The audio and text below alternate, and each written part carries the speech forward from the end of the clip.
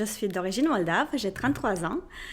J'ai vécu, grandi et étudié dans des grandes capitales et villes européennes comme Bucarest en Roumanie, Londres en Grande-Bretagne et Genève en Suisse. La pratique du sport fait partie intégrale de ma vie. Je pratique le fitness, course à pied, yoga et crossfit. Polyglotte, je parle 4 langues, roumaine, français, russe et anglais. Toujours souriante et positive, je croque la vie à plein dents.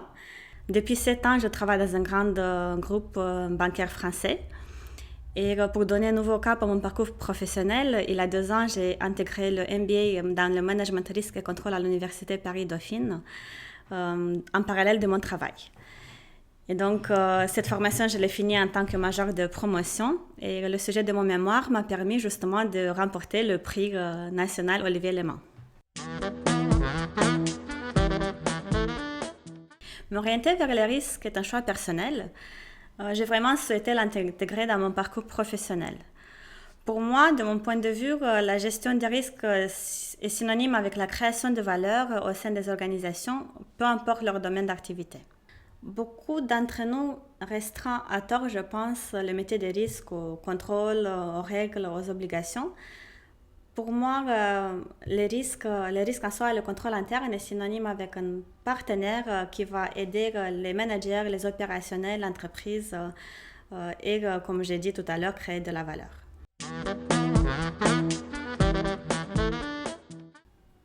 J'évolue au sein de CACIP, qui est l'entité banque d'investissement et financement du groupe Crédit Agricole. Il y a 1 an, j'ai intégré une équipe de gestion du risque opérationnel et contrôle permanent sur les marchés financiers. Et pendant 6 ans, j'ai travaillé dans le domaine des paiements, ce qui n'a rien à voir avec le monde de banque d'investissement où je suis actuellement. Comment je me vois dans 10 ans? C'est une très bonne question. Toujours épanouie. Avoir évolué dans le monde du contrôle interne et avoir élargi mon spectre d'expertise, de gestion et de management. Et pourquoi pas repartir à l'international. Les risques émergents sont ceux qui sont connus à un certain degré, mais pour lesquels on n'attend pas une concrétisation ni un impact avant un moment donné. Et si je veux bien souligner l'idée, les mots on ne voit pas, on n'entend pas, parce que cela ne veut pas dire qu'ils ne peuvent pas se matérialiser avant. Les émergents sont de nouveaux risques, par exemple souvent liés au développement technologique comme l'intelligence artificielle ou l'apparition du téléphone portable dans les années 2000. Ou des risques qui se transforment, par exemple le vol de données. Auparavant, cela se faisait comme dans des films d'espionnage, dans des coffres-forts, dans des endroits bien sécurisés. Aujourd'hui, cela se fait derrière un écran avec une tasse de café à côté. La finalité reste la même, le risque de vol de données.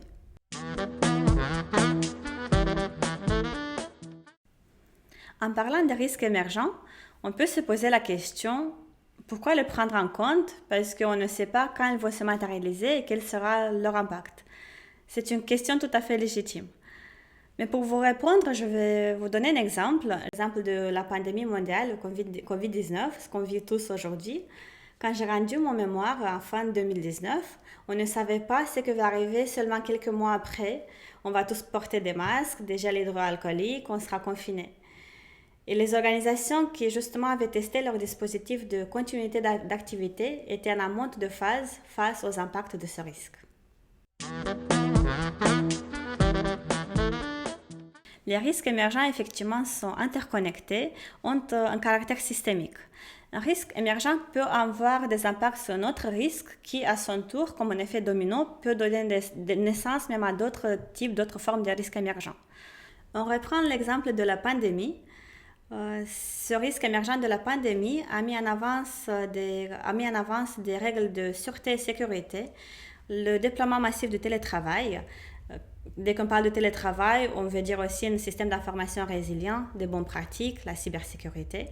Le télétravail signifie aussi une augmentation de la consommation de l'information, de l'énergie dans les data centers, plus de pollution, plus d'utilisation de métaux lourds par exemple, et c'est là avec un impact carbone plus important et en fin de compte aussi un impact sur les risques climatiques.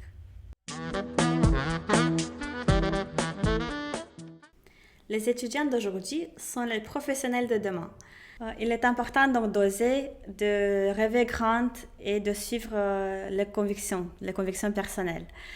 De mettre à côté les a priori par rapport au métier de risque, contrôle interne, audit, et d'avoir une vision holistique parce que les entreprises aujourd'hui évoluent dans un environnement avec des risques en mutation rapide.